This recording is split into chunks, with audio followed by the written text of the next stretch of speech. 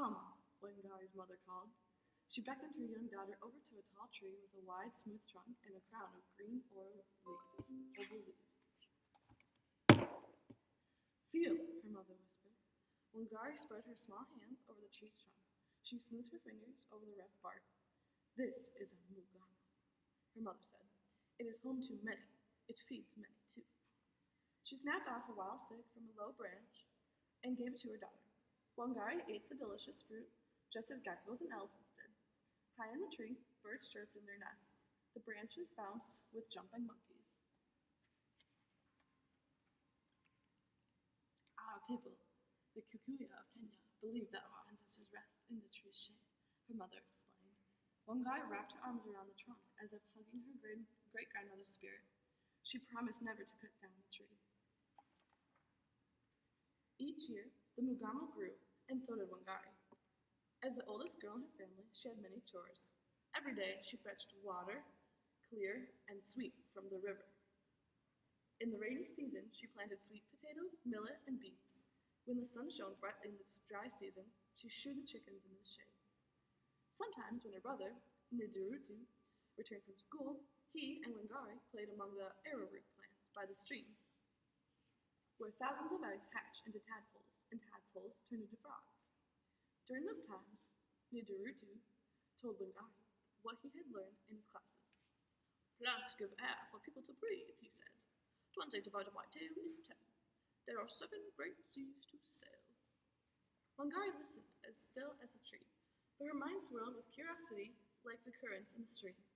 Even though she knew few Kikuyu girls who could read, Wangari dreamed of going to school and learned, just like her brother.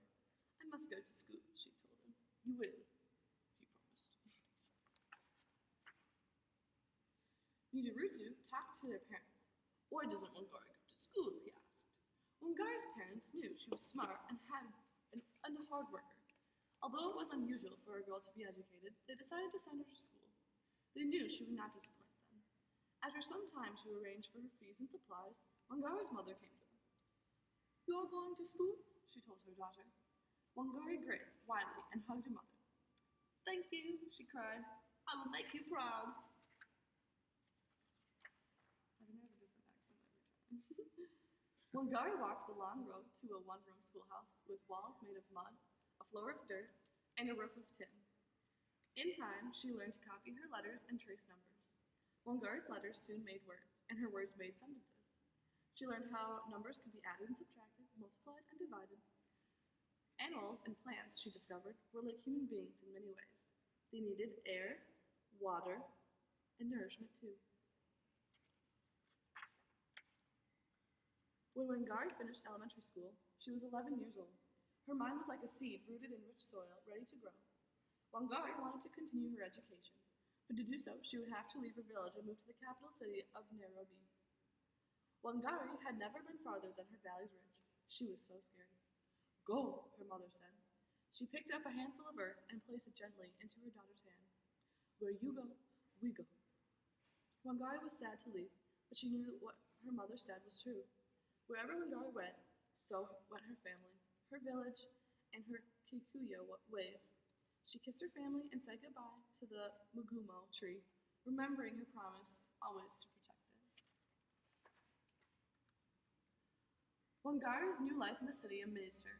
Skyscrapers towered above her head, not trees. People rushed through the streets like river water over stones. At school, she lived with other girls like her, all trying to weave their village customs with new city ones. At night, when the girls slept, Wangari dreamed of home and the sweet figs of the mugumo tree. Her sweet dreams reminded her to honor her Kikuyu tradition of respecting all living things. Wangari was an excellent student, and science became her favorite subject. She especially loved studying living things. Air, she learned, was made from 2 molecules of oxygen bonded together. Bodies were made up of cells. Leaves changed color because of photosynthesis. As graduation neared, Wangari told her friends she wanted to become a biologist. Not many native women become scientists, they told her. I will, she said. Wangari would have to travel halfway around the world to the United States to study biology. She had never left Kenya and had little money. but with her teacher's help, she won a scholarship to a college in Kansas. America was very different from Kenya. In college, many of Wangari's science professors were women. From when she learned that women could do anything, from, from them, she learned that women could do anything she wanted to do, even if it hadn't been done before. While Wangari discovered how molecules move under a microscope lens and how cells divide in petri dishes, she also found her strength as a woman scientist. After she graduated from college, Wangari traveled to Pennsylvania to continue her studies. Letters from home told Wangari about changes in Kenya. The people had elected a Kikuyu president, Jomo Kenyatta. Proud of her country and proud to be a Kikuyu, Wangari decided to return home to Kenya to help her people. America had changed Wangari. She had discovered a spirit of possibility and freedom that she wanted to share with Kenyan women.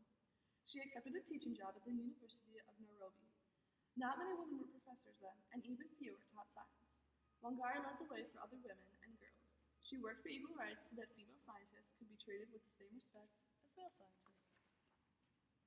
Wangari watched sadly as her government sold more and more land to big foreign companies that cut down forests for timber and to clear land for coffee plantations.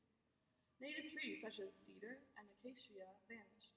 Without trees, birds had no place to nest. Monkeys lost their swings. Tired mothers walked miles for firewood. When Wangari visited her village, she saw that Kikuyu custom of not chopping down the magumo trees had been lost. No longer held in place by tree roots and soil, streamed into the rivers. The water that had been used to grow maize, bananas, and sweet potatoes turned to mud and dried up. Many families went hungry. Wangari could not bear to think of the land being destroyed. Now married and the mother of 3 children, she worried about what would happen to all the mothers and children who depend on the land. "We must do something," Wangari said. Wangari had an idea as small as a seed, but as tall as a tree that reaches for the sky. "Harabi! Let's work together," she said to her countrywomen. Mothers like her. Wangari dug deep into the soil, a seedling by her side. "We must plant trees." Many women listened. Many planted seedlings. Some men laughed and sneered. Planting trees was women's work, they said. Others complained that Wangari was too outspoken, with too many opinions and too much education for a woman. Wangari refused to listen to those who criticized her. Instead, she told them, "Those trees you are cutting down today were not planted by you, but by those who came before. You must plant trees that will benefit the community to come. Like a seedling with sun, good soil, and abundant rain, the roots of our future will bury themselves in the ground, and a canopy of hope will reach the sky." Wangari traveled to villages, towns, and cities with saplings and seeds, shovels and hoes. At each place she went, women planted the rows of trees that looked like green belts across the land. Because of this, they started calling themselves the Green Belt Movement. "We might not change the big word, but we can change the landscape of the forest," she said. One tree turned to 10, 10 to 100, 100 to 1 million, all the way up to 30 million planted trees. Kenya grew green again. Birds nested in new trees. Monkeys swung on branches. Rivers filled with clean water. Wild figs grew heavy in mugomo branches. Mothers fed their children maize, bananas, and sweet potatoes until they could eat no more. As the green belts moved farther across Kenya, powerful voices rose up against Wangari's movement. Foreign business people, greedy for more land for their coffee plantations and trees for timber, asked, "Who is this woman who can change so many lives with a sapling? Why should we give up our land and profits for trees?" They made a plan to stop Wangari. One day, while she was out planting a tree, some wealthy businessmen paid corrupt police officers to arrest Wangari. In her jail cell, Wangari prayed, and like a sturdy tree against a mighty wind, her faith kept her strong. Instead of giving up, she made friends with the other women prisoners. They told her their stories. She taught them about her seeds and saplings. Together, they helped one another. Wangari knew many people in Kenya and other countries. They band together to fight for her release.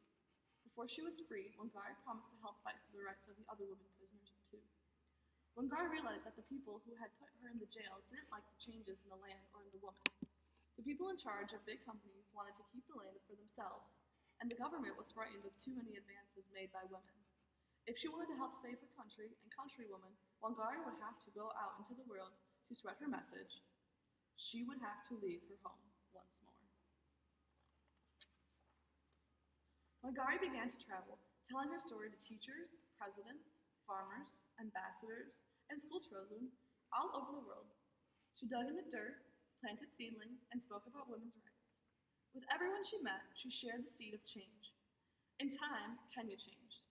More people listened to Wangari's message, calling her the Mama Miti, Mother of Trees.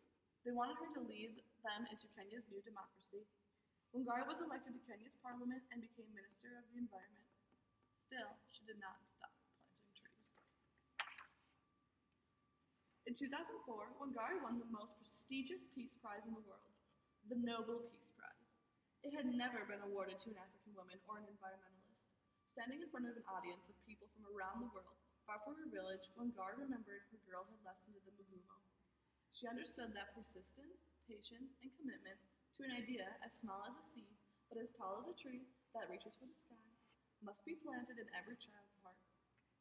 Young people, you are our hope and our future, she said. And then, as she had done so many times before, Wangari planted a tree. The end. Okay. Way too That was I think it was long. 11 minutes. 12, Holy shit, almost why 12. did you guys not cut me off? No, Okay, and you are going to want to pick a part that has a lot of dialogue, so I think that whole part in the beginning with her going to school has more dialogue, so you're going to use that. and then there's a lot of narration in there. Yeah. And so it talks about like certain events while you're narrating. Like one I remember, she kisses something or something like that. Like you can act that out. Or you or could even whatever. say, I don't know how much we can actually change the book, but you could put it in like her voice, Yeah. like she's saying it. Yeah. So then she's telling you a story, so then you're acting like her. But I don't know, you'd have to ask Dr. Sharon, but like if you can do that, like change the script a little bit. Punctuation's kind of like flux between like higher and pitches and everything that we learned. The pace was good as Yeah. like overall. You're just I gonna totally like agree. find places to like slow down, speed up. But like this was your first read, so it's not a huge deal. And then consistency of the voices, but you're kind of just developing them, so it's just. And Yeah, then I this was is like doing British accents and Yeah. I don't even know. I mean, Kenya was a British colony, so it kind Yeah, of works. sure. But Next time I said that we could like stand up and maybe act it out. Like next Yeah. time now that we're like gonna feel more comfortable. Yeah. I think the first year, I would definitely say the part you would need to look at is the beginning part. It has the most narration with the most characters. Wait, so like what are we doing with this book? You're presenting this in front To of the the whole class, kind of class. like how the Alice thing did. Do I have to memorize it? No, she said you can have a script. Okay. Wait, can I use the book as my script? I think we're taping it out. I think that's what we have to do for next one. Oh, but it only has to be like 3 minutes. It's 3 to 5 minutes, So like, okay, so like 5 pages. So like half what you just did. if not less. Yeah. No. So I would say the beginning part is probably the part you want to do, because after that, there's not a lot of dialogue. It's mainly narration. So we take a picture of our notes. Is that what? I think when we're done, like once you have everybody's done. So Matt, do you want to go next? You want me to? Yes, I would. Is Okay. Do we like this? Is for sure recording, right? Is it now? No. I think it is. It's still timing. Oh, it is. Oh Yeah. my gosh. Okay. Embarrassing.